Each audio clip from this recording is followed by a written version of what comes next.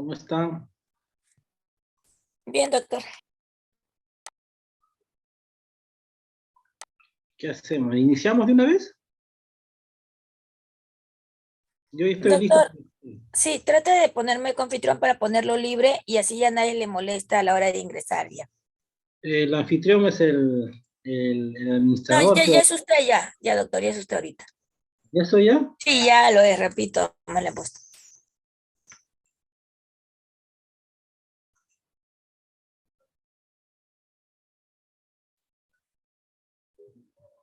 Muy bien, iniciamos de una vez.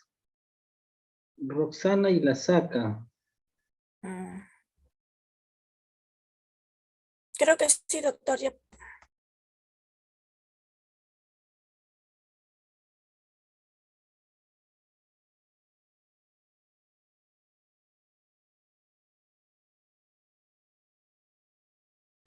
Muy bien, doctores, ¿iniciamos? Sí, doctor, estamos Sí, en doctor, la para hora. empezar. Muy Un bien, minuto, doctor, hay que esperar. ya, un minuto esperamos. Mm. 6:35 iniciamos. Ya, para también no ser tan malos. Ya, doctor.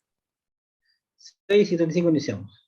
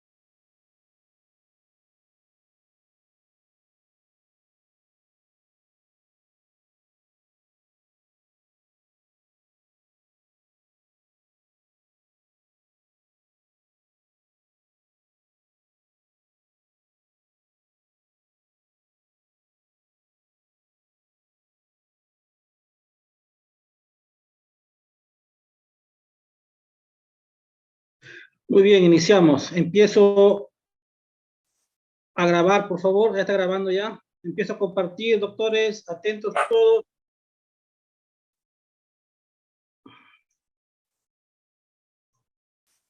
¿Todos logran escucharme? Sí, doctor, lo escuchamos Ah, bien.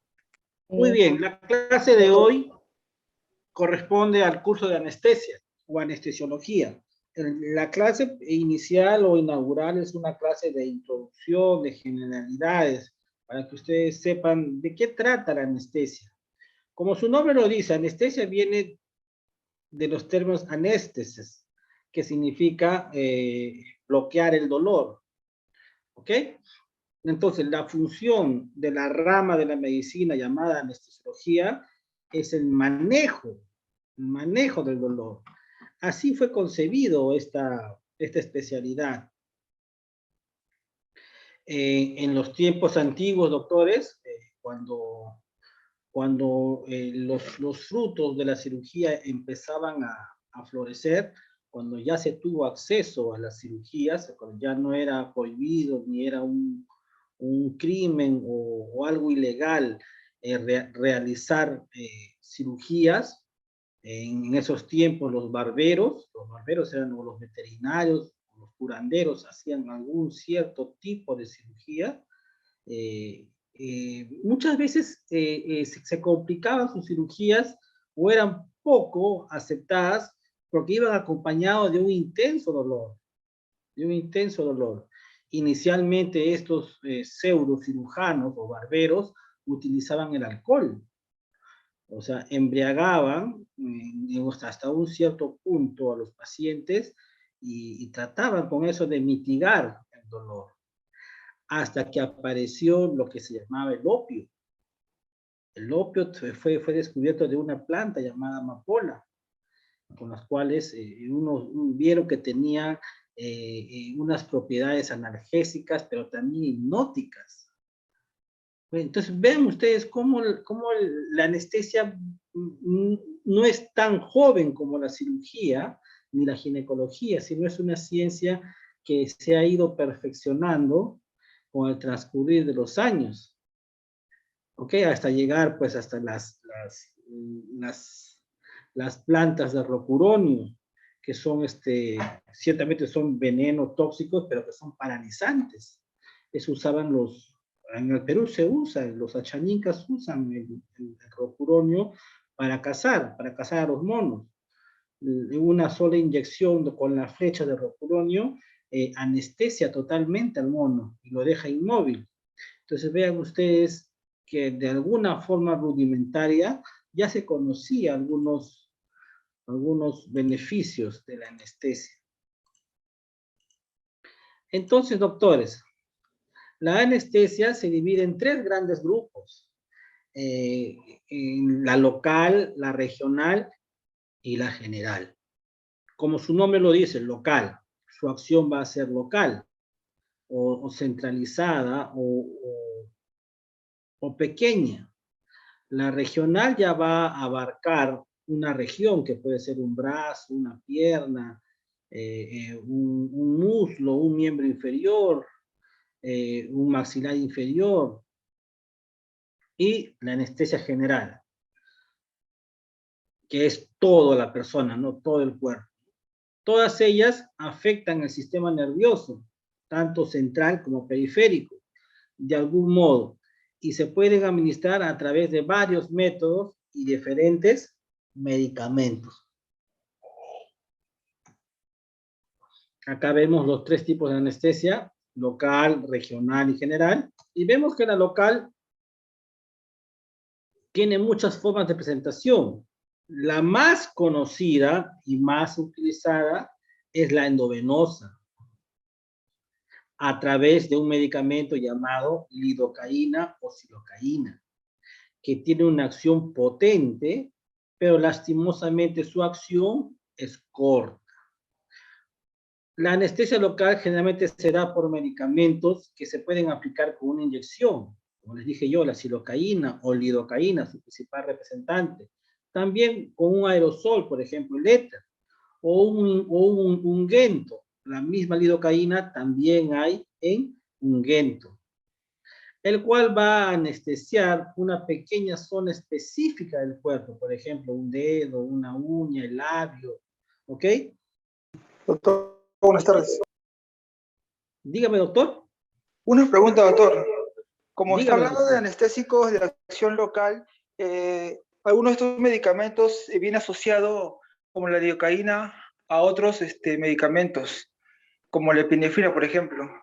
Claro, esas ya son combinaciones de anestésicos con otro medicamento que probablemente su acción sea la vasoconstricción. Como es utilizado para cirugía local, a pesar de ser una cirugía pequeña y local, pero no está exenta de sangrado. Por eso que a algunos cirujanos les gusta mucho utilizar la lidocaína con epinefrina para evitar el sangrado. Doctor, una consulta.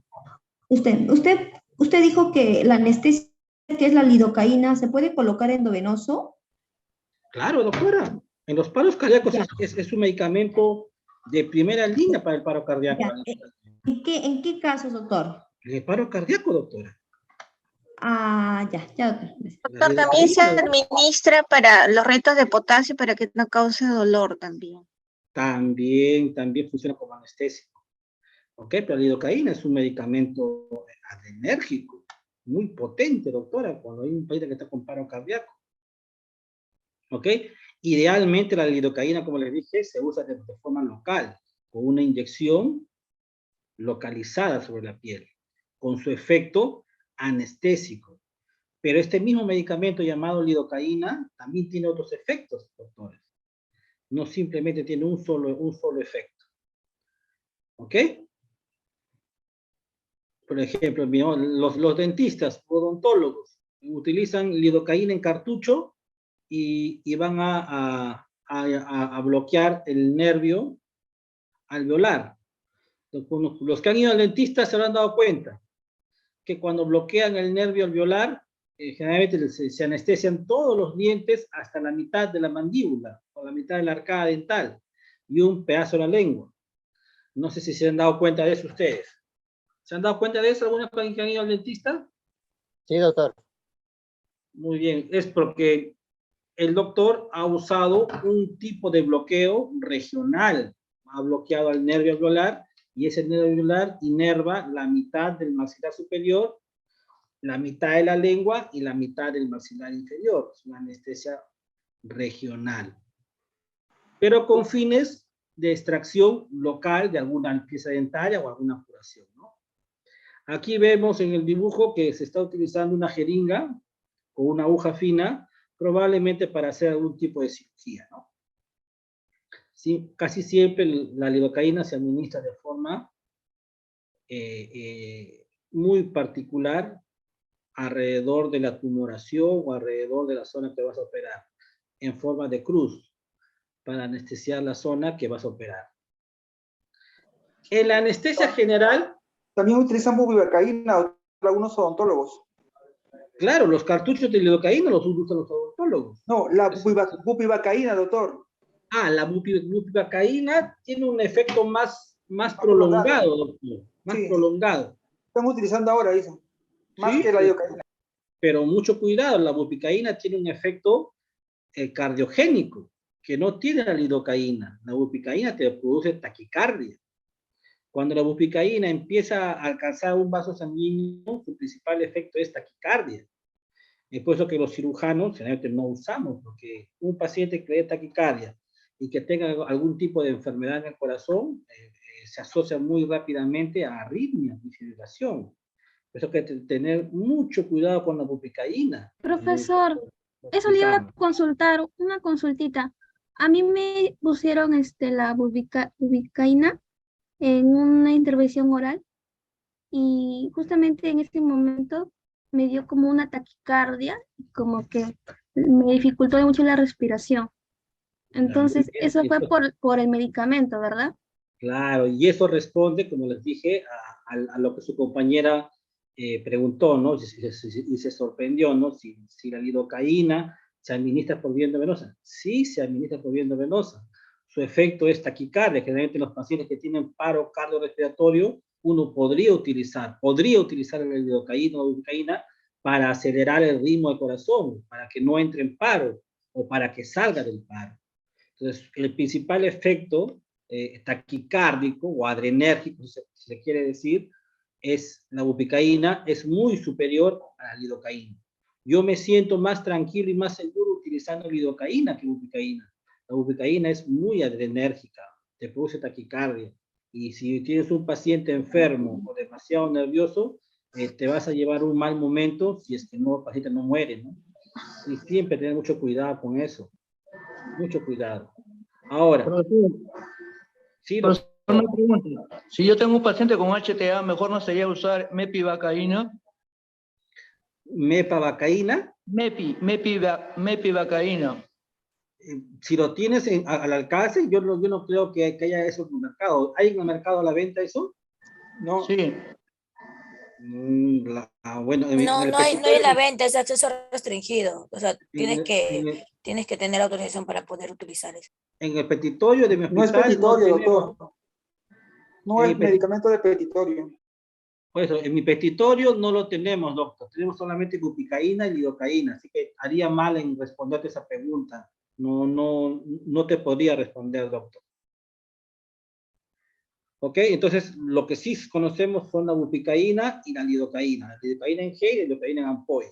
También hay lidocaína en spray, para cuando uno va a colocar un tubo o una endoscopía, por ejemplo, una gastroscopía, o sea, un tubo por la boca, se usa la lidocaína en spray para anestesiar toda la laringe. ¿Ok? Entonces vean ustedes las bondades de este medicamento local. Diferente al medicamento que se usa en la anestesia regional. Al hablar de regional estamos hablando ya de sectores, doctor, de sectores. Entonces, en este tipo de anestesia, el medicamento anestésico se inyecta cerca de un grupo de nervios y adormece una extensa área del cuerpo, por ejemplo, de la cintura hacia abajo, como las epidurales que se administran a las mujeres que están en trabajo de parto. Por lo general, la anestesia regional se utiliza para que la persona esté más cómoda durante y después del procedimiento quirúrgico. ¿Ok? Por ejemplo, ¿a qué quiero llegar con esto? Que la anestesia regional va a ser muy importante si es que ustedes saben anatomía. Por ejemplo, ¿dónde empieza, doctores, la cola de caballo? ¿Se acuerdan? ¿Se acuerdan dónde empieza la cola de caballo, doctores? Ya se olvidaron. Chicos, ¿cuántas capas tiene la meninges? 3, doctor. ¿Cuáles son esas capas? Dura madre, pia madre y aracnoides. Ya, más o menos, la dura madre, la pía madre y la Pia aracnoide. madre, aracnoides.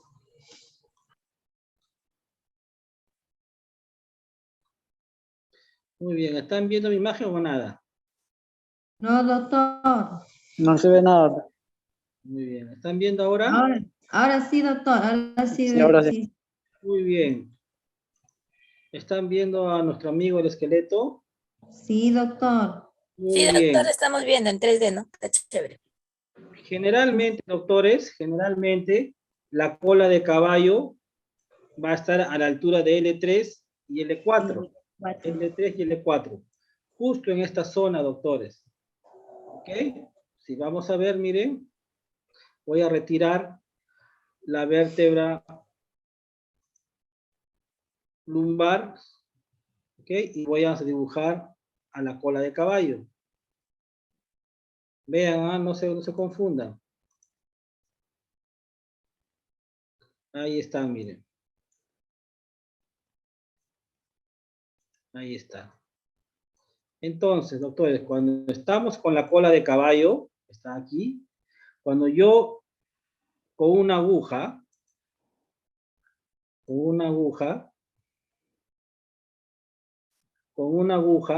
ingreso entre el espacio de ingreso con la aguja entre el espacio intervertebral, entre una vértebra lumbar superior y una vértebra lumbar inferior. Por aquí entra la aguja. Por aquí entra la aguja. ¿Ok? En esta zona de la cola de caballo ya no encontramos las 3 capas de la meninges. Solamente encontramos una bolsa que va a recubrir a la cola de caballo. A esta bolsa que recubre a la cola de caballo se le va a llamar saco dural. Entonces, el espacio que está entre la cola de caballo y el saco dural se va a llamar espacio epidural. Epidural, doctor. Epidural. Entonces, la anestesia, que puede ser lidocaína o bupicaína, como ustedes quieran utilizarlo, va a este espacio, al espacio epidural, que es el saco que está envolviendo la cola de caballo. Entonces, si la anestesia va a este espacio epidural, ¿cómo se llamará este tipo de anestesia? La raquidia, doctor. Epidural. Anestesia epidural. Anestesia epidural. Epidural. ¿Ok? Anestesia epidural. Porque está yendo al espacio del saco dural. ¿Ok? Ahora, pregunta. Lo que ¿Y dijo la la raquidia? compañera. Doctor, Muy ¿y bien, la raquidia? pregunta. ¿A qué llamamos anestesia Sí, raquidia? raquidia. ¿Hasta dónde llega? A ver, pregunten ustedes. ¿A dónde llega la anestesia raquidia? Doctor, es que le estaba preguntando hasta dónde llega la raquidia o cuál es la diferencia de la raquidia con la epidural. A ver, ¿ya tienen claro qué es anestesia epidural?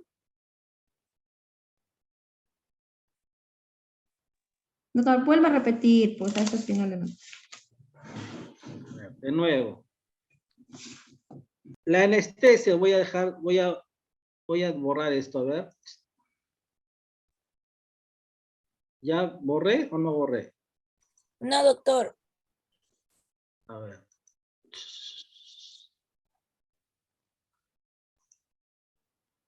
Ahora sí, ¿no? Sí, doctor. ¿Cierto?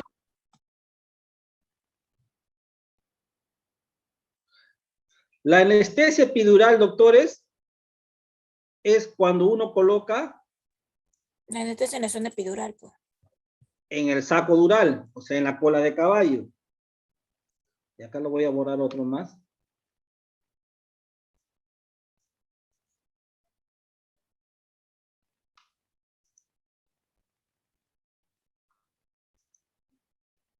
Ahí está. Cuando yo coloco la anestesia en el saco dural, ¿cómo se llama? Anestesia epidural. Cuando yo coloco la anestesia en la médula, o sea, cuando ya hay médula, médula espinal, Raquidia. este espacio se va a llamar anestesia raquidia. Cuando yo coloco la anestesia dentro del saco dural, que empieza en L1, L2, L3 y L4, donde está la cola de caballo, porque generalmente a partir de L1 ya terminen, miren aquí. Miren aquí, donde termina la médula. Ahí termina la médula, miren. A partir de aquí hacia arriba es raquidia. Y de aquí hacia abajo es epidural. Para la cesárea, casi siempre se usa anestesia epidural. Cuando hacemos cirugías de vesícula, que no les aconsejo, utilizan la raquidia. ¿Cuál es más peligrosa, creen ustedes? ¿La epidural o la raquidia? La La raquidia. raquidia. Doctor. Raquidia, doctores. Porque la raquidia vas a anestesiar a la médula y a sus raíces nerviosas. Por eso se llaman raíces de raquidia. Vas a bloquear a las raíces. ¿Ok? En cambio, la cola de caballo, solamente el saco. Solamente el saco. Y esta cola de caballo es como su nombre lo dice, una cola de caballo. Son las raíces terminales que generalmente van a las piernas. En cambio, las raíces nerviosas, la raquidia, va y inerva los músculos intercostales. Es por eso que es más peligroso la raquidia que el epidural. ¿Por qué creen que cuando el paciente, o capaz ustedes nunca han visto, ¿no? ¿Por qué creen al paciente que cuando le colocan la anestesia por la espalda, lo tienen sentado? Y le dicen, no te eches, no te eches, no te eches. ¿Por qué creen? Para que la anestesia no le suba, doctora, a nivel Muy bien, torácica y a la hipoxia. para que la anestesia, doctores, baje, ¿no? Para que la anestesia baje. Para que baje, no para que no se Si suba. se echa, se va hacia arriba. Y Claro. hacia arriba puede inervar o puede anestesiar a los músculos de la respiración. A los músculos. Y sí ha pasado, doctor. Y se ha pasado, lógicamente, ¿qué ha Sí ha pasado? pasado. Y si está con el paciente que no puede respirar. Muy bien. Entonces, doctores, ya ustedes saben que es anestesia epidural y que es anestesia raquídea.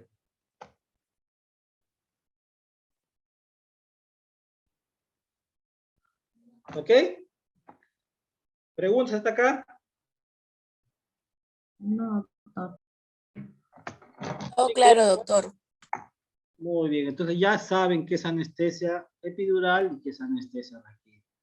Bien, sigamos entonces. Doctor, una pregunta. ¿La raquidia a qué nivel se coloca? Al nivel que tú quieras, doctora. Mientras más arriba coloques, más peligroso es, doctora. Por eso yo no aconsejo, yo realmente a mi paciente, si es que quiero operar tórax o abdomen, yo le digo que le entube, que la coloque tubo en la boca y pido anestesia general. Anestesia general. No me arriesgo a una anestesia regional, doctora, con raquidia. La raquidia está seleccionada para ciertos casos, cuando el paciente está demasiado mal y no va a soportar una anestesia general. O su hígado está tan insuficiente que no va a soportar una anestesia general. O sea, tiene sus limitaciones, doctora. Ya, doctor, ¿Ok? gracias. Ahí está, ¿viste lo que te estoy diciendo? Miren. ¿Ok? Eso ya lo expliqué con los dibujitos. Y pasamos a lo que es la anestesia general. La anestesia general, doctores, es como su nombre lo dice. El paciente va a estar profundamente anestesiado, en un grado de coma, se llama, un coma. El paciente no va a recordar nada, no va a sentir nada, ¿ok? La anestesia general se puede administrar a través de una vía venosa. También se puede administrar por vía de inhalatoria, doctores. ¿Ok? Eso ustedes tienen que conocerlo. Endovenoso a través de la vena e inhalatoria a través de una máscara, ¿no? Y los anestésicos o vapores de tipo gas son de última generación, ¿no? El sevoflurane.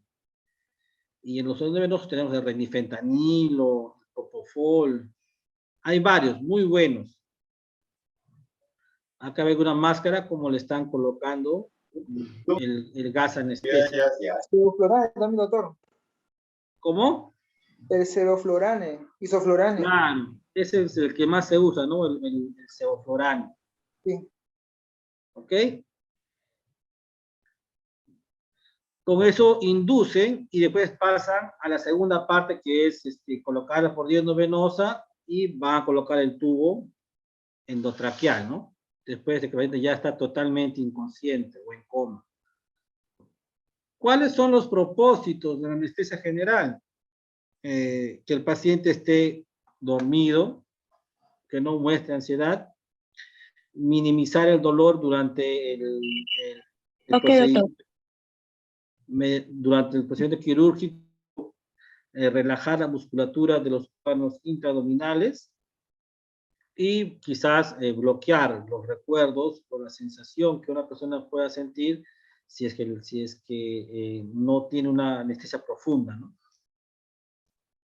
¿Cuáles son los efectos secundarios? Generalmente el paciente siempre se levanta con dolor de cabeza, ¿no? O cefalea, algunos con náuseas, vómitos, y si han usado un método combinado de anestesia general con anestesia regional, Generalmente siempre se levanta con un dolor en la espalda, en la columna. Algunos tienen dolor de garganta. Casi la mayoría dice, doctor, tengo tos y me duele la garganta. ¿Por qué? Generalmente siempre se asocia a que el tubo endotraqueal o el globito, el globo que tiene ese tubo, lo han inflado mucho, o es que el anestesiólogo que ha colocado el tubo ha colocado un tubo muy grueso, o lo ha colocado de una forma brusca, no ha sido muy delicado, ni en colocar ni en retirar. Pero generalmente esta sensación de dolor de garganta desaparece a los 4 o 5 días de haber colocado el tubo en la tráquea, el tubo endotraqueal. ¿Hasta acá tienen alguna pregunta? Profesor, ¿en qué tipo de paciente se pone la anestesia con máscara? ¿Por qué no endovenoso? Te diré, ¿estás hablando de la máscara laringea? ¿O de qué tipo de máscara? Para la anestesia con máscara. Claro, hay la máscara laringea. ¿De eso te refieres? Sí, profesor. ¿O a la máscara esta de aquí? Esa es. Ya, generalmente esta máscara solamente se utiliza para procedimientos rápidos y lo que se llama, a esto se llama sedación. Tiene los mismos efectos que la anestesia general. El paciente está profundamente dormido, no recuerda nada, siente dolor. Lo malo que tienes que estar con el paciente así con la máscara y tienes que estar monitorizando su función cardíaca. Y el cirujano tiene que ser rápido, ¿no? A esto se llama sedación. Lo está sedando nada más. Doctor, Ahora hay, ¿Y dígame, por doctor. qué no endovenoso? doctor, ¿cuándo requiere el paciente que sea mediante lo que usted le está diciendo, máscara y cuándo requiere, como dice la compañera, que es endovenoso? ¿En cuál de los dos Muy criterios? bien, te diré, cuando es una cirugía pequeñita, por ejemplo, retirar un lunar, y el paciente es alérgico a la lidocaína. Hay personas que son alérgicas a la lidocaína. O el paciente tiene, digamos, un marcapaso, o tiene un bypass, o tiene una arritmia, una fibrilación. Y ese procedimiento tan simple como es retirar un lunar, está contraindicado hacerlo en un tópico de cirugía, porque cualquier cosa te puede pasar. Entonces, en esos casos, como es tan rápido y es tan pequeño, no vale la pena intubar al paciente y colocarle anestesia a la vena, porque aunque ustedes no sepan, los anestésicos endovenosos son muy hepatotóxicos. Son hepatotóxicos. Uno no debería operarse más de dos veces en toda su vida, porque los medicamentos anestésicos son potentemente hepatotóxicos. ¿Ok? Entonces, en esos casos donde yo no quiero colocar medicamentos a la vena y mi procedimiento va a ser súper rápido y súper sencillo, utilizo la sedación con gases inhalatorios, que solamente se absorben por vía pulmonar y se elimina también por vía pulmonar. No sé si con esto he respondido su pregunta, doctora. Sí, doctor, gracias, más bien. Muy bien. ¿Alguien más? Doctor, Bien, en el sigamos. caso de pacientes pediátricos, ¿cuál es que lo usan por inhalatorio? ¿O Dependiendo endovenoso? de la cirugía, pero por ejemplo, si es una cirugía, por ejemplo, los niños se operan muy frecuentemente, doctores, por ejemplo, cuando se toman eso de que le llaman la circuncisión, ¿se llama? Lo que ustedes hacen, cuando no se jala su penecito. Sí. Ya, eso de ahí, la circuncisión. O se llama prepucio redundante, también le dicen. Eso solamente lo sedas al niñito, lo sedas y lo operas rápido, en 3 minutos. O cuando el niño va a entrar a una resonancia, el niño va a tener miedo, ¿sí o no? Quienes se han tomado resonancia es una máquina que da vueltas y es todo oscuro.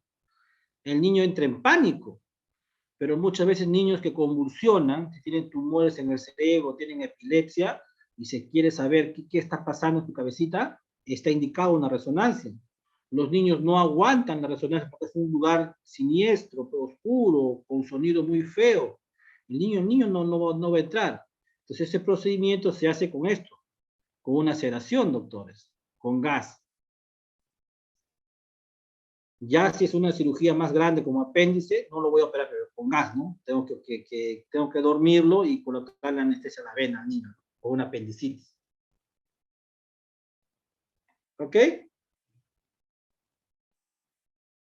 ¿Me entendió, doctor? Muy bien, sigamos entonces. Muy bien, los efectos secundarios de la anestesia general suelen aparecer pocas horas después de la cirugía, pero generalmente, como les digo, son cefalea, náuseas, vómitos, dolor de espalda, que con tratamiento sintomático la mayoría desaparecen. Entonces, no son muy duraderos y son fácilmente reconocibles. ¿Cuál es la definición de anestésico general? Se define como anestésico general a todos los medicamentos que tienen una acción que van a deprimir al sistema nervioso central. ¿Ok? Estos medicamentos nos sirven para que se pueda realizar una cirugía y otros procedimientos de intervención o de diagnóstico. ¿Qué es un paciente bajo anestesia general? Es un estado transitorio, usualmente reversible, de depresión del sistema nervioso central que es inducido por drogas específicas y caracterizado por la pérdida de conciencia, de la sensibilidad, de la motilidad y de los reflejos. En este estado existe analgesia, amnesia, inhibición de los reflejos sensoriales y autónomos, relajación del músculo estriado y pérdida de la conciencia. Lo que llama la atención de este párrafo es que un paciente bajo anestesia general, el paciente está en inconsciencia, ¿okay? Lo que se llama, está en un estado de coma inducido se llama. El paciente no va a recordar nada, doctores. Sus reflejos van a estar abolidos. No va a tener sensibilidad, ni mucho menos motilidad voluntaria, ni motilidad involuntaria. ¿Ok? ¿Se entendió este estado, doctor, de anestesia general? Sí, doctor. Muy bien. ¿Cuáles son los principios generales de la anestesia quirúrgica? ¿Por qué yo utilizo la anestesia en cirugía? Para minimizar los efectos potencialmente deleterios de los agentes y técnicas anestésicas, sostener la homeostasis fisiológica durante los procedimientos quirúrgicos y mejorar el resultado postoperatorio. O sea, el anestesiólogo tiene que ser como el socio del cirujano. El anestesiólogo tiene que mantenerte una anestesia balanceada, como se llama, como se dice, anestesia balanceada, porque el anestesiólogo va a estar controlando la diuresis, la pérdida sanguínea, el peso, la temperatura, la demanda de más anestesia, generalmente que se calcula por kilo de peso. Y en contacto con el cirujano, ya que el cirujano le va a decir, oye, anestesiólogo, el paciente se está moviendo, oye, anestesiólogo, los intestinos están muy inflados, se están moviendo, por favor, dale una anestesia más profunda. Entonces el paciente deja de moverse y los intestinos se vuelven flácidos. ¿Ok? Entonces el cirujano puede operar con tranquilidad.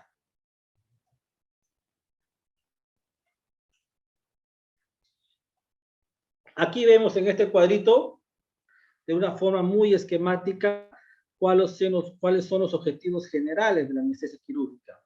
La relajación muscular, la pérdida de conciencia y la estabilidad autonómica. ¿Ok? Se bloquea totalmente al estímulo doloroso mediante la analgesia. Aquí vemos, me gustaría mucho tener esta máquina en mi hospital. Estas son de las últimas máquinas modernas que han llegado al Perú, pero no son las máquinas modernas que existen en el mundo, ¿no? Ya las versiones han aumentado, pero esta es una máquina muy bonita, muy completa por lo que veo. Tiene su monitor multiparámetros, miren ustedes aquí, monitor multiparámetros. Acá tienen sus inyectores de gases. Acá tiene su bolsa tipo ambú para ver la ventilación, la insuflación. Por aquí están nuestros filtros, ¿ok? Y aquí están nuestros relojes que marcan la presión de los ciertos anestésicos que voy a colocar, ¿no? Oxígeno, CO2, ¿ok? Es una máquina muy amigable y muy conocida, ¿ok? Uno pues, se familiariza rápidamente con este tipo de máquinas. La máquina de anestesia tiene un monitor, como les dije, un monitor multiparámetros, ¿no?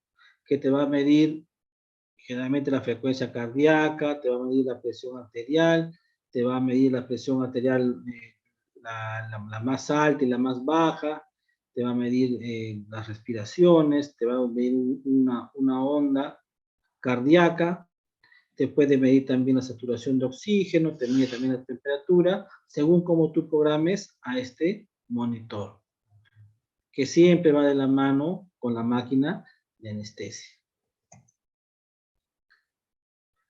La anestesia, doctores, puede ser total,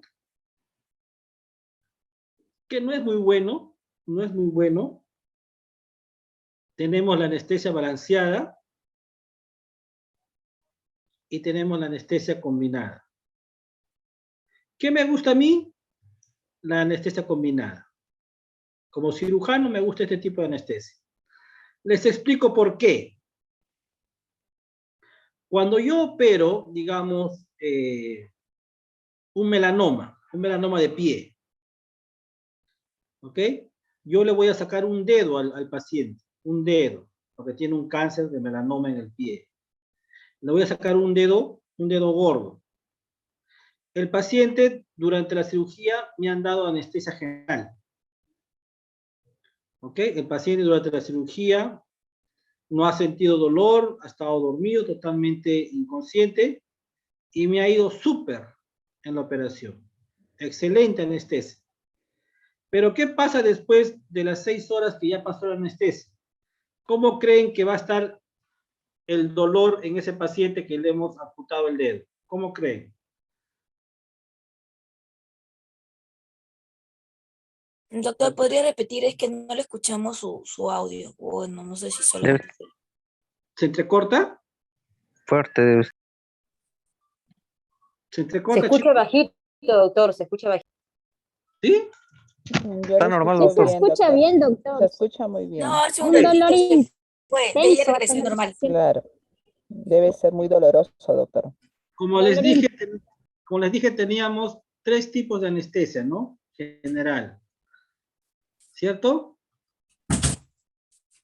Dije que teníamos 3 tipos, la anestesia total, la anestesia balanceada y la anestesia combinada. No estoy presentando nada. Les dije que yo era muy asiduo y me gustaba bastante la anestesia combinada. ¿Okay? ¿Por qué? Porque va a combinar 2 tipos de anestesia. La anestesia general, endovenosa e inhalatoria, y va a combinar la anestesia regional. Les di el ejemplo, cuando yo amputo un dedo en el pie, durante la cirugía yo estoy happy, estoy feliz. Por su café me traes. Porque el paciente no... Yo te estoy a favor del papel, Atacar. Yo le grité. Porque el paciente no va a sentir dolor durante la operación, va a estar súper tranquilo. Pero después que pasa el efecto de la anestesia general, ¿cómo creen que está el paciente? Con cefalea, doctor, cefalea intensa. Y claro, sí. ¿Y su dedo no le dolerá? También. Doctor, intenso. Entonces, la anestesia general cumple su objetivo. Pasan las 6 horas y el efecto de la anestesia general desaparece, doctores. Desaparece. En cambio, cuando tú usas el método combinado de anestesia general y anestesia epidural o regional, se pasa el efecto de la anestesia general y yo antes de haberlo intubado al paciente ya le coloqué un catéter o una jeringa, son unos filamentos delgaditos, como si fuesen unas sondas delgaditas, le he colocado por la columna, a la altura de L3 y L4, se llama catéter epidural, para un tipo de anestesia general. Entonces yo le voy a anestesiar toda la parte inferior de la cintura para abajo. Entonces el paciente va a sentir dolor después de la operación. Muy probablemente no. No. Entonces el paciente va a estar súper feliz, tranquilo, va a estar sin dolor, pero va a estar despierto, va a poder comer, tomar sus alimentos, y se lo mantiene con el catéter 1, 2, 3, conforme ya voy iniciando tratamiento analgésico por vía oral. Por vía oral le doy su Doctor, ¿y eso en qué tipo de cirugía se realiza? Ya les dije ya, cuando yo hago tipo de amputaciones de pie, amputaciones de dedos, o hago limpiezas quirúrgicas, uno tiene que utilizar anestesia general y la anestesia regional, se llama anestesia combinada. Doctor, una consulta. ¿También se puede hacer ese tipo de cirugía como amputación de algún miembro, algún dedo, por ejemplo, por una diabetes, vía diabético, Claro. con sedación o con local? No, a ver, yo te voy a hacer a ti una amputación con local. Local es para algo local, como su nombre lo dice. Es muy Una doloroso uña. eso. Hasta cuando una uña está infectada, por más que le coloques anestesia, la anestesia no pega, doctora. La anestesia local no pega. Cuando un dedo está infectado o la uña está encarnada, la anestesia no pega, doctor, y igual te duele. Pero Igual con sedación, doctor, con sedación. Ahí sí, pero consideración es otra cosa, doctor. Pero ¿cuánto cuesta pues, una omisectomía? Por eso, con sedación más local, anestesia local más sedación. Sí, podría ser, idealmente sí, pero... Doctor, usted dijo que en caso de la sedación tiene muy poco, muy poca duración. Se tendría que gastar más. Es rapidísimo. Es rápido. Doctor, ¿y el catéter epidural cuánto tiempo va a durar? Generalmente se retira al 5.º día. 5.º día. He visto también, creo que en caso de cesárea, doctor, coloca. También, doctorita, también las mujeres ya cada vez tienen más miedo a cesáreas. También tienen catéter epidural para que no sientan nada. Pero ojo, eso no es tan bonito, ¿no? Tiene también sus cositas. Doctor, ¿Okay? ¿y el manejo de esos catéter epidural, solo el anestesiólogo le administra cada cierto tiempo? No, eso lo puede hacer la enfermera. Pero generalmente los anestesiólogos quieren ser los dueños de eso, ¿no? Y generalmente ellos nomás quieren colocar el anestésico por esa vía, ¿no? Pero eso es algo totalmente manejable por la enfermera, por otro médico. Es como que le das una dosis de un naproxeno por la vena cada 8 horas, igual le das por el catéter cada 8 horas una dosis, pero es una dosis mínima, ¿no? No es tanto como el naproxeno, que son 2 mililitros diluidos en 100 cc de cloruro de sodio. En la epidural generalmente son microdosis, porque va directo pues, al saco epidural. ¿Ok? Bien interesante el tema, ¿no? De los anestésicos. Ahora, la anestesia total es cuando uno pues, le da toda la anestesia por vía endovenosa, ¿no? Pero yo tampoco soy fanático de eso, ¿no? Porque darle pura anestesia general a un paciente es, sin desmerecer el conocimiento, es muy hepatotóxico, toda la vena. Es por eso que algunos utilizan la anestesia balanceada, donde yo voy a combinar hipnóticos, voy a combinar relajantes musculares, voy a combinar anestésicos endovenosos, y voy a preparar por lo que se conoce en anestesia como un cóctel de medicamentos, para que la anestesia sea un proceso en el cual uno lo va induciendo al sueño al paciente, lo lleva hasta el pico de anestesia y después lo va bajando, ¿no? No es una anestesia total donde el paciente está totalmente en coma. El paciente despierta más rápido, los efectos adversos son menos, no hay muchas náuseas, no hay muchos vómitos, no hay cefalea, pero eso es más trabajoso para el anestesiólogo, ¿no? Porque tiene que estar en constante observación del paciente. Eso se llama, Doctor, ¿y en sala han entrado en paro? Porque dice que los anestesiólogos tienen que saber lo que es reanimación, porque pueden entrar. claro. Y eso lo Idealmente todos los pacientes todos los médicos tienen que saber RCP o resucitación cardiopulmonar, pero el experto en sala de operaciones, en manejar RCP, es el anestesiólogo. ¿Okay? El emergenciólogo también es el experto, pero en emergencia. En emergencia, el emergenciólogo tiene que dar RCP, es el experto, es el jefe de equipo. O sea, En ante sala de cualquier cosa operaciones- ellos reaccionan, pues, ¿no? En sala de operaciones, el experto en RCP es el anestesiólogo. Incluso el RCP avanzado, ¿no? Porque ellos ya van a utilizar medicamentos. ¿Ok? Porque uno piensa que cuando uno tiene un paro, lo único que puede utilizar es adrenalina, ¿no?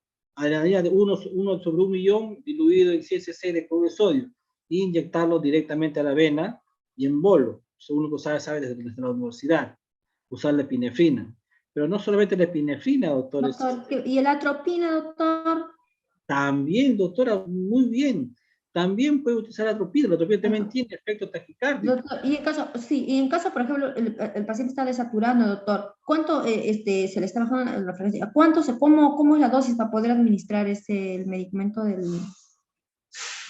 La dosis de atropina generalmente es de 0,005 por kilo de peso. ¿Ok? Muy bien, sigamos entonces. Doctor, y en caso se diera al paciente una taquicardia que se le sube a 120, 130, 140, ¿qué hacer en ese caso, doctor, cuando está con paciente con taquicardia? Ahí tienes que revertir la taquicardia, pues si es una fibrilación o está con una arritmia, tienes que hacer una conversión eléctrica. O si no, utilizar medicamentos, por ejemplo, el losartán, el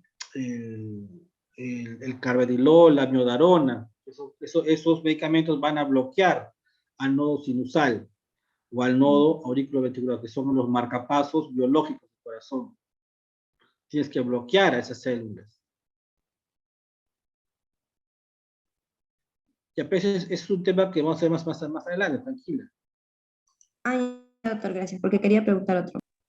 Pregunta, no tengo Doctor, disculpe, antes de sobre la niostina, doctor, ¿Ah? sobre la niostina, por ejemplo, Neostigmina será. neostigmina, sí, neostigmina. Sí, dime, ¿qué te quieres saber? El neostigmina es ¿cómo se llama? Es un medicamento para relajar, doctor. Es un relajante muscular. Es un relajante en caso de la cirugía. O sea, no es el relajante muscular que usamos para los golpes, ¿sabes? Porque es la fenadina. Es un relajante muscular muy diferente. Es un relajante que bloquea a la acetilcolina. Bloquea la acetilcolina, por lo tanto no va a haber el reflejo en la unión neuromuscular. Pues es un relajante muscular. No es como la orfenadina, que es otro tipo de relajante. ¿Ok? Sigamos. Doctor, ¿la epinefrina con cuál se puede combinar? Con el cloruro de sodio. En bolo.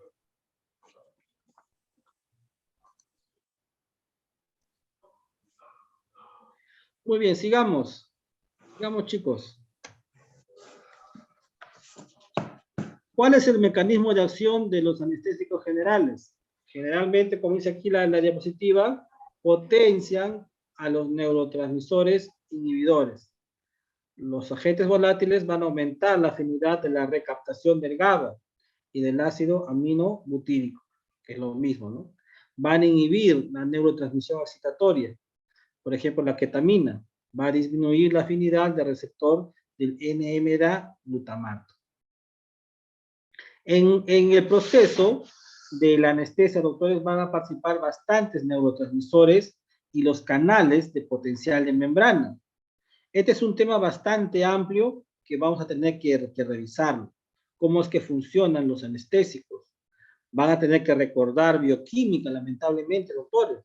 ¿Qué canales se abren? Se abren los canales de potasio, los canales de calcio. ¿Okay? ¿Cuáles son los neurotransmisores y cuáles son sus vías de acción? Por ejemplo, los canales del cloro ligado al receptor GABA, tenemos al propofol, a la alfazalona, al alcohol, al lotano, al benflorano y al benzoforano. Los canales de calcio ligados al receptor NMDA del glutamato, tenemos a la ketamina. Y a los canales de sodio ligados al receptor colinérgico nicotínico, el isoflurano, el enflurano. ¿Por qué se llaman canales de cloro, canales de calcio, canales de sodio? Porque estos electrolitos, como ustedes ven aquí, ¿lo están viendo? ¿Cuántas cargas positivas tiene el calcio?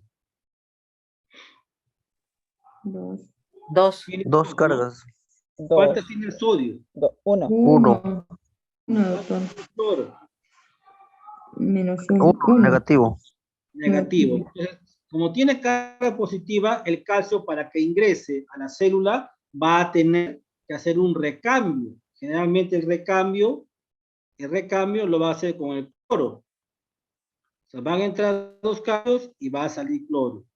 El sodio igual, el sodio generalmente va a ingresar y va a salir el potasio a través de la sonda, de la bomba sodio-potasio.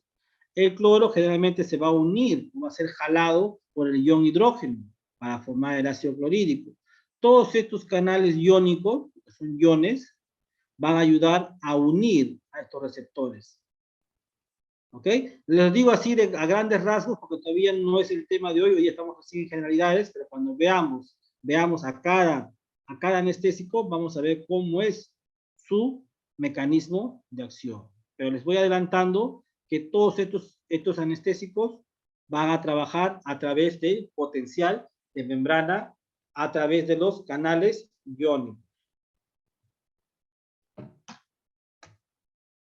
Eso también solamente para que lo vean, no se asusten, ustedes se van a asustar rápidamente, no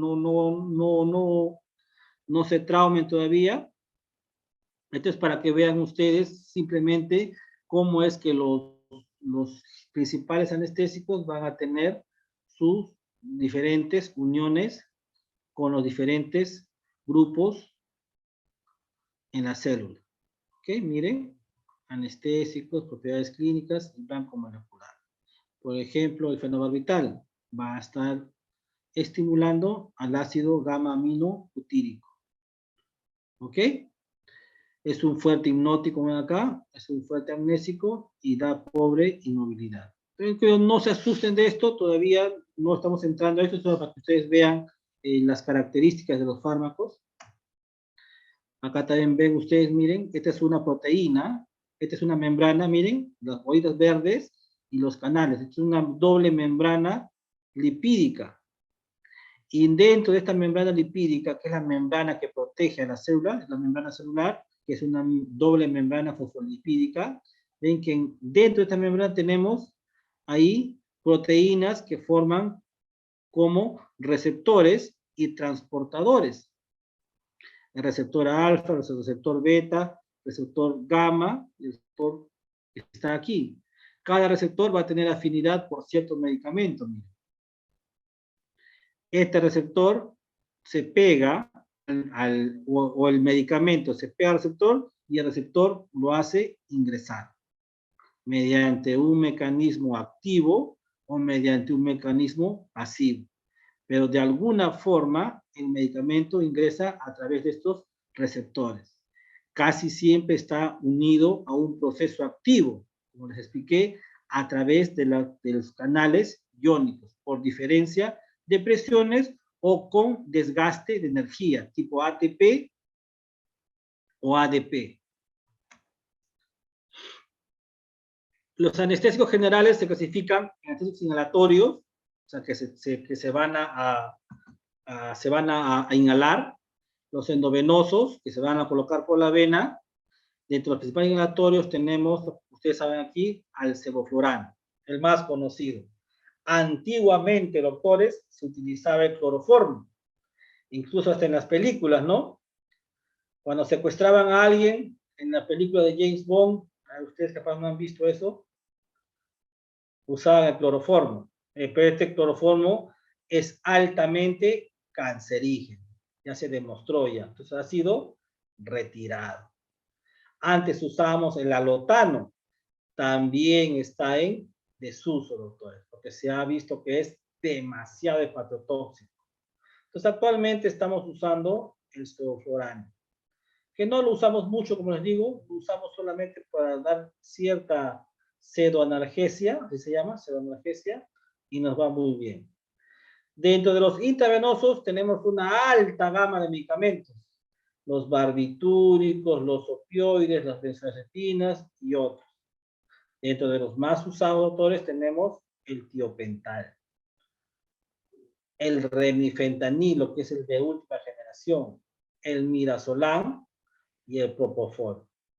Déjenme decirles, doctores, que esta gama de medicamentos también producen un grado de dependencia, muy parecido son drogas, ¿no? Pero muy parecido a la dependencia que uno adquiere al terocal, a la cocaína o a la marihuana. Se vuelven las personas adictas, y lastimosamente la mayor casuística de personas adictas a este tipo de droga sintética son enfermeras, son médicos, internos y técnicos de enfermería. Seguramente Doctor, ustedes han dice que en el caso de, por ejemplo, el fentanil y ellos como son más de uso del personal de anestesiología, hay bastante reporte de médicos anestesiólogos que utilizan esto, ¿no?, de forma inadecuada. Sí, pues les digo, ¿no? Estas drogas son de uso controlado y generalmente solamente lo encuentras en hospitales. Y estos medicamentos son muy buenos bajo anestesia, pero lo malo que producen adicción, tienen un efecto adictivo. La verdad que yo nunca he probado, pero dicen que el placer que sienten es bastante similar a lo que uno experimenta con las drogas, pues, ¿no? Esas drogas que usan, pues, ¿no? El éxtasis, las drogas de los jóvenes, ¿no? Cocaína, esas cosas. Entonces, mucho cuidado con esto, doctores. Mucho cuidado con el fentanil y el propofol. ¿Ok? Acá tenemos un cuadrito ya que es casi lo mismo, doctores. Tenemos el sevoflurane, el alotano, que ya está en desuso también. ¿Ok? Más conocido, el sevoflurane actualmente, que es un éter fluorado. ¿Ok?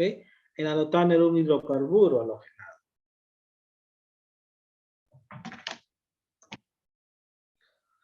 Su farmacocinética de los anestésicos inhalados se van a captar por vía pulmonar sanguínea a través de la ventilación pulmonar y de acuerdo a la gradiente de presión parcial del anestésico. Entra la sangre arterial y sangre venosa mezclada. Su solubilidad va a estar basada en el coeficiente de partición. Hay una relación inversa entre la solubilidad sanguínea de un anestésico y la velocidad con que aumenta su presión en la sangre arterial. Los medicamentos inhalados, como su nombre lo dice, ¿no?, van a ingresar por la vía pulmonar. A nivel alveolar, donde ocurre la hematosis, este medicamento va a difundirse a través de los capilares sanguíneos y van a pasar a la vía arterial, pero también van a pasar a la vía venosa.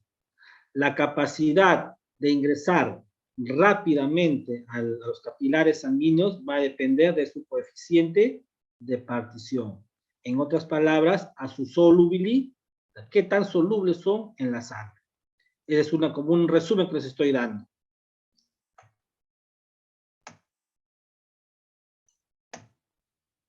Acá está, miren. Un ejemplo. Entra por vía aérea, pasa al alveolo y de ahí pasa la sangre. De acuerdo a su solubilidad, va a llegar al cerebro. El óxido nitroso llega rápidamente al cerebro y llega en buena cantidad. En cambio, el alotano Generalmente solamente llega a la sangre en poca cantidad y al cerebro llega una mínima cantidad. Es porque el óxido nitroso se difunde más rápido en la sangre, a diferencia del alotano. Acá tenemos, miren, la diferencia.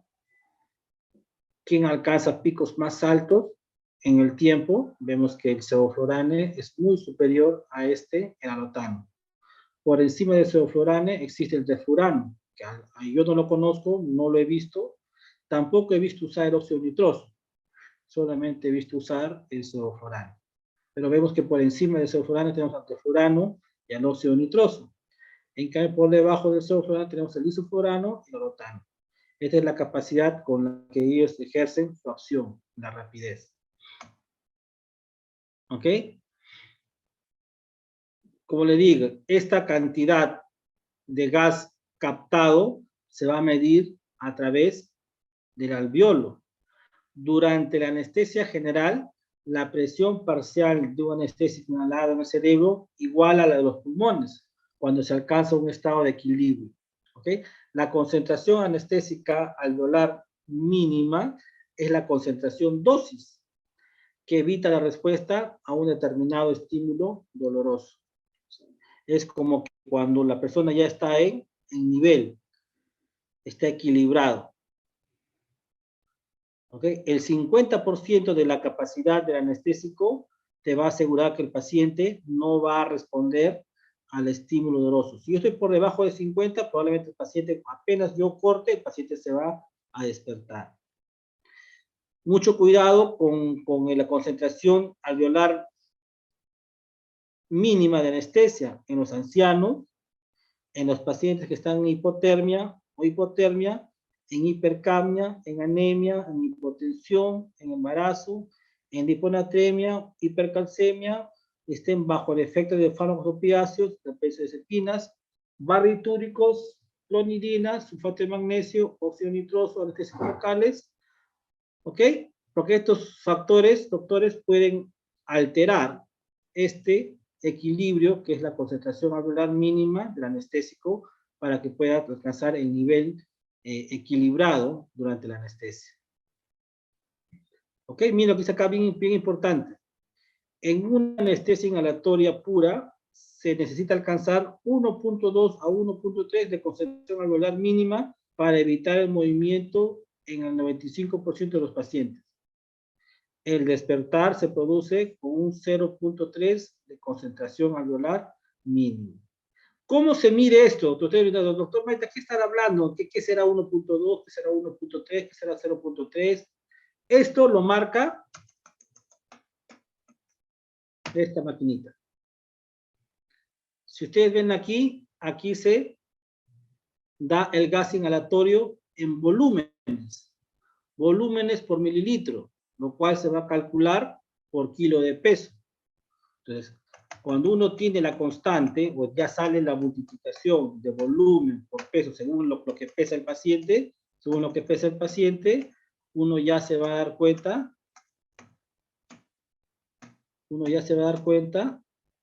de a qué nivel está de concentración alveolar.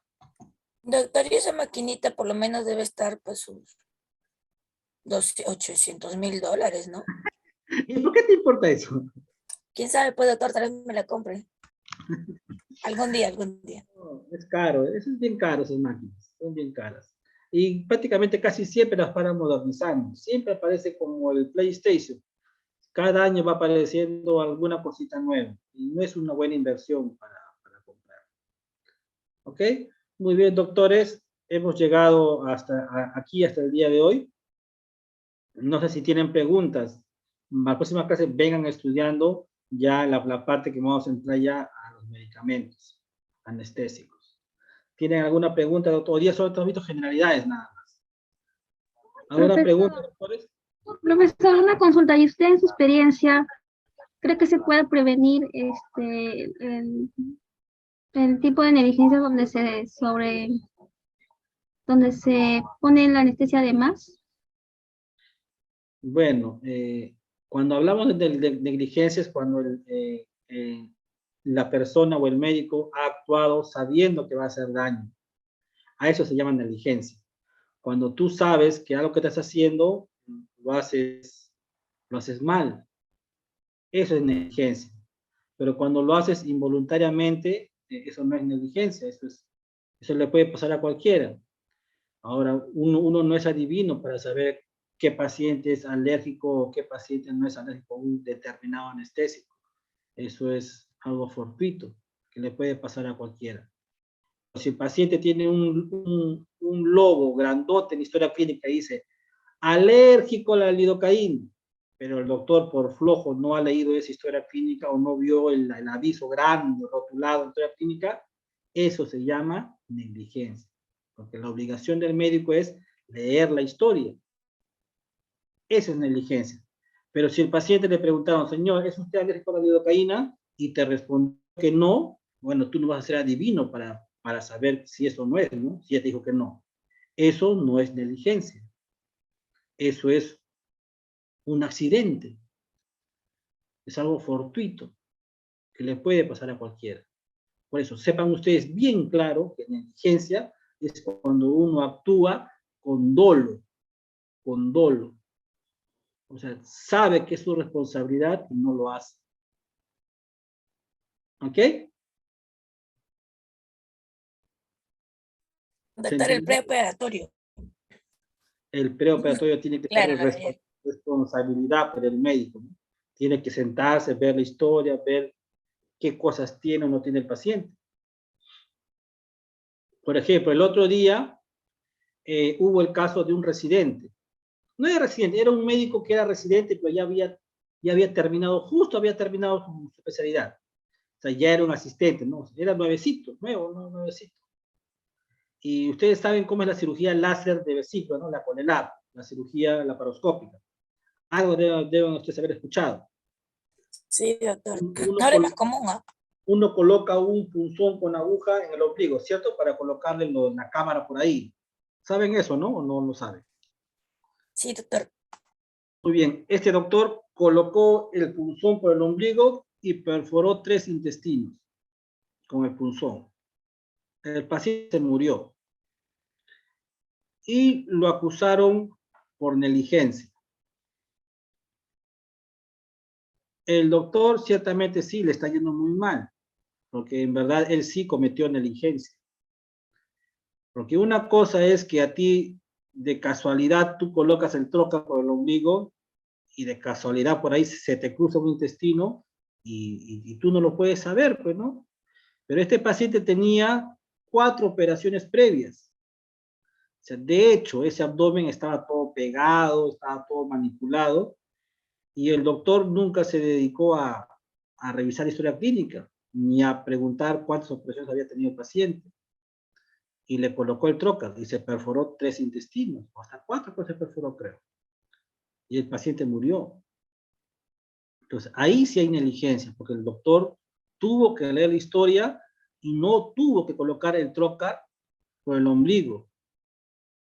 En estos casos, cuando un paciente que está multioperado, lo mejor es hacer cirugía abierta o hacer el neumoperitoneo, o sea, la abertura del ombligo, bajo visión directa. Porque lo más probable es que los intestinos estén pegados y estén pegados al ombligo. Entonces, en ese caso, si bien es cierto, el doctor no tenía las ganas de perforar al paciente, pero sí fue su responsabilidad el no elegir la mejor cirugía. Ahí sí hay negligencia. ¿Se entendió el término de negligencia, doctores, o no se entendió? Sí, doctor. Clarísimo, doctor. Doctor, bueno, una consulta. También creo que es importante, o sea, no solamente a veces, antes de un procedimiento, pues, por ejemplo, la endoscopía, ¿no? O una cesárea. Por ejemplo, yo he sido sometida a unas 2 endoscopías. Entonces, he tenido una reacción post-endoscopía muy severa. Entonces, justo le indiqué al gastroenterólogo que me indique qué anestésico me habían puesto para poder saber, y no, si soy sometido a una operación, ver. Me dijo que el midazolam me había ocasionado eso. Y en mi cesárea, viendo el reporte, porque tengo una hijita, también tuve la misma reacción después de la cesárea, ¿no? En plena operación, vómitos recurrentes, mal, ¿no? El anestesiólogo se preocupó un poco y me dijo que sí, pues era muy sensible al midazolam, ¿no? Era muy sensible yo personalmente. Cuando tú te vayas a operar de nuevo o visites el hospital de nuevo, debes colocar en tu historia clínica que eres alérgica al midazolam. Sí, a veces uno, por eso me parece muy bien que usted diga, ¿no? Que es muy importante el preoperatorio, ¿no? Y saber cada uno, a veces no sabe qué medicamento, entonces ya reconocer el medicamento que ocasiona eso, ¿no? Para que en próximas operaciones pues uno lo identifique y sepa, ¿no? Decir qué le está ocasionando todos esos efectos adversos, ¿no? Muy bien. Ojalá que nunca me toque que sea mi paciente. Porque da miedo, porque a veces uno como médico, uno trabaja como, ustedes van a ser médicos, ustedes van a querer ganar su dinero, ¿no? Es algo natural, el dinero nos gusta a todos. O sea, todos estudiamos porque queremos mejorar nuestro estatus económico, lo hacemos por vocación también, pero el dinero nos va a servir a todos, ¿no? Para nuestros hijos, nuestra esposa, esposos, para tener una cierta comodidad. El dinero nos gusta a todos, ¿ok? Nadie va a trabajar gratis, ¿no? Y muchas veces ustedes van a tener que hacer pequeñas cirugías en tópicos, porque muchas veces no por un lunar no vas a internar en una clínica, ¿no? A menos que tengan mucho dinero y le cobres lo que te cobra la clínica. Pues muchas veces vas a echar mano de tópicos de cirugía, o en el mismo consultorio, y ahí vas a utilizar la silocaína.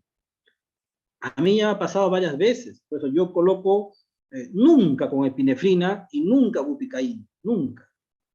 Coloco lidocaína y voy empezando poco a poco, le voy colocando y le voy anticipando al paciente, señora, digo, voy a colocar la anestesia y usted va a sentir que le late el corazón un poquito rápido, que le va a faltar el aire. No se asuste, señora, eso es normal. Trate de usted calmarse, respire tranquila, eso va a pasar. Y ciertamente, doctores, la silocaína pasa rápidamente. No es como la bupicaína, que es, demora bastante tiempo y el corazón te zapatea como enamorado.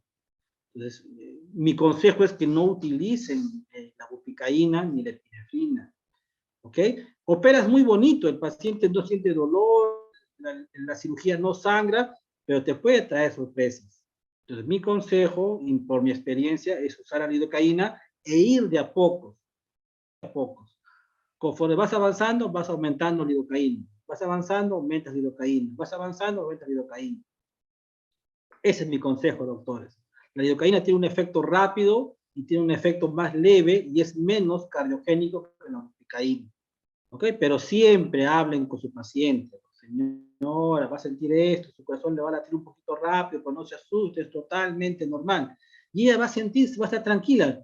Generalmente cuando hacen este problema del corazón es porque generalmente la persona se asusta y al asustarse va a acelerar más el corazón y hace un paro y se te muere. Entonces, siempre hablen con el paciente. Les va a traer, como digo, les va a pasar. Mira, si yo soy joven y ya me ha pasado como 3 veces en mi consultorio, a cualquiera le pasa, doctores. La cosa es que no se mueran, ¿no? Eso es lo que no queremos. ¿Ok, doctores? Sí, doctor, gracias. ¿Qué opina la doctora Corina Bernabé? Porque nunca le escucho hablar. Y solamente hablan unas 3 o 4 nada más. ¿Corina Bernabé está o no está? Capaz está haciendo otra cosa. Corina, ¿está presente? Buenas noches. Hola, Corina. ¿Tú qué opinas? Bueno, doctor, yo le comentaré que yo tuve una experiencia porque a mí, por ejemplo, en una cesárea me colocaron, fue inhalatorio, porque yo comencé, no me agarraba la anestesia, entonces, lo primero que ellos hicieron, pues supuestamente ante la cesárea, era, correspondía a la anestesia regional, pero el problema es que estaban tan apurados, la demanda era tremenda en el Rebagliati, que la verdad no esperaron ni siquiera que me hiciera efecto la anestesia y me cortaron. Y la sacaron a mi hija y yo como gritaba de dolor y la verdad que fue terrible para mí, traumático. Y la verdad que me dolió, creo que hasta que mi hija tuvo 3 años. Y entonces me dejaron conectado a mí, como mi dolor era tremendo, me dejaron conectado como una especie de pionono, ¿no? De mi columna, y me lo dejaron pegado con un esparadrapo en el hombro, ¿no? Entonces, supuestamente tenía un tiempo de duración eso para que yo pudiera, de alguna manera, estar más calmada con el tema del dolor, aparte de los analgésicos que me inyectaban y todo ello, pero no me pasaba, era terrible, terrible, terrible. Y bueno, ya sacaron a mi hija y ya, pues, en ese momento era lo único que me importaba porque era prematura, ¿no? Entonces, pero fue una experiencia terrible, ¿no? Y bueno, después también me he operado, también me han hecho una laparoscópica, ¿no? Y también es terrible el postoperatorio de una laparoscópica, y yo, gracias a Dios, soy personal de salud, y no me imaginaba también que las primeras 24 horas también eran terribles, ¿no? Con el dolor, el malestar, sí, es tremendo, ¿no? Y yo no sabía tampoco que, bueno, la verdad que después que uno se opera de una laparoscópica, pues tiene que continuar con una dieta blanda durante 3 hasta 6 meses. Yo la verdad que a los 3 meses moría de hambre y empecé a comer, y la verdad que me vino unos cólicos que tuve que regresar otra vez y terminé con pancreatitis. Fue una experiencia, pues imagínense, o sea, tremenda, y nunca me imaginé, pues cuando me dijeron pancreatitis, dije, acá pues quedé, yo ya me imaginaba ya que me esperaba lo peor, ¿no? Pero fue una experiencia terrible estar hospitalizada por pancreatitis, y gracias a Dios, bueno, me hidrataron, bueno, el cloruro a chorro, y así he estado en dieta 7 días sin comer nada, y gracias a Dios mi lipasa y mi amilasa bajaron bastante, y la verdad que gracias a Dios me recuperé, pero así, no me imaginé que me iba a llegar a pasar eso como complicación, ¿no? Yo lo cuento por experiencia, ¿no? La gente que se quiere operar, que tenga bastante cuidado. Y antes de eso me hice años atrás una lipoescultura cuando era más jovencita, y también fue todo un tema de la anestesia general, y la verdad que he pasado por tantas intervenciones de todo tipo que la verdad que es bien complicado, y el dolor, pues, cada uno pues tiene sus propias cosas. Ahora escuchemos a un varón. Está Carlos Balta Quiroz. Los varones no participan, ¿ah? Carlos Balta. Presente, doctor. Buenas noches. Bonito tímido, doctor. Bonito tu perrito Golden. Sí. Doctor, ¿qué tal? Yo también tuve más o menos una anécdota así con la anestesia, porque yo tuve una fractura del tercio medio del radio, hará en el año 2007, pero el dilema fue que cuando yo desperté la anestesia, que yo me puse agresivo con el personal, y yo la verdad esta parte no recuerdo bien, pero sí, el mío fue anestesia general, doctor. Sí, después estuve con dolor de cabeza, náuseas. Pero bueno, esa fue mi experiencia. Y la segunda vez cuando me extrajeron el material, como que me volví alérgico a los mariscos. No sé qué tendrá que ver eso, doctor, pero a raíz de esas 2 cirugías ya no puedo comer mucho, no puedo comer mariscos porque me enroncha. Me da un rash cutáneo fuerte. Sucede, doctor, sucede que ya haces una hipersensibilidad. Se te ha sensibilizado a algún componente anestésico que también lo comparten los mariscos. ¿No es que todos son proteínas, doctor? Algo debe tener alguna sensibilidad cruzada. Y les cuento una anécdota. Mira, yo tenía una compañera en la universidad. ¿Me están escuchando? Sí, doctor. Claro, doctor, sí me estoy escuchando. Sí, doctor, sí le estamos escuchando. Así que cuando vayan a hacerse su endoscopía, vayan con la mamá o vayan con la amiga. No vayan con el esposo ni el enamorado, ¿ah? Porque una vez yo tenía una compañera que se llamaba Angie Mogollón, me acuerdo. Y ella supuestamente sufría pedegastritis, ¿no? Y justo el profesor López Claros, ¿me acuerdo? El gastroenterólogo de nuestro curso, éramos estudiantes nosotros.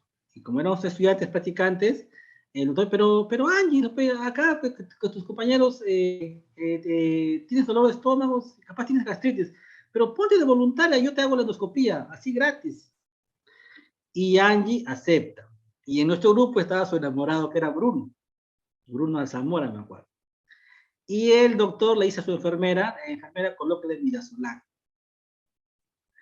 Y adivinen qué pasó. ¿Qué efecto tiene el midazolam? Habló todo, doctor. Todo, doctor, porque a mí me ha pasado también.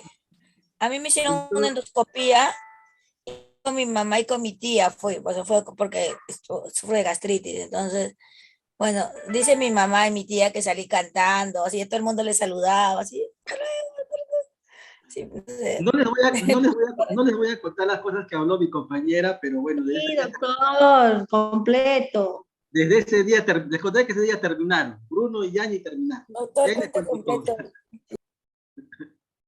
Bueno, esos anestésicos tipo midazolam también tienen sus efectos adversos, que son desinhibidores y tienen su efecto amnésico. ¿Ok? Incluso eso es utilizado muchas veces por la policía o los que son los rehenes o los secuestrados, ¿no? Para que digan la verdad, ¿no? La verdad. Ok, chicos, me gustó la clase con ustedes. Casi siempre me voy a detener unos 20 minutos antes que acabe la clase para conversar con ustedes, porque ustedes tienen que participar y el curso es para ustedes. Lo que ser tan frío en dar diapositivas, no soy muy devoto de eso. Me gusta hablar con ustedes, conversar con ustedes, conocerlos, quizás no prendan su cámara, pero que ustedes sientan que el curso es ameno y no es muy aburrido. ¿Ya, chicos? Gracias, doctor. Gracias, doctor. Nos vemos la próxima clase, chicos. Mañana, doctor, mañana. Gracias, doctor. Mañana, doctor. Gracias, doctor. Gracias. Recording stopped.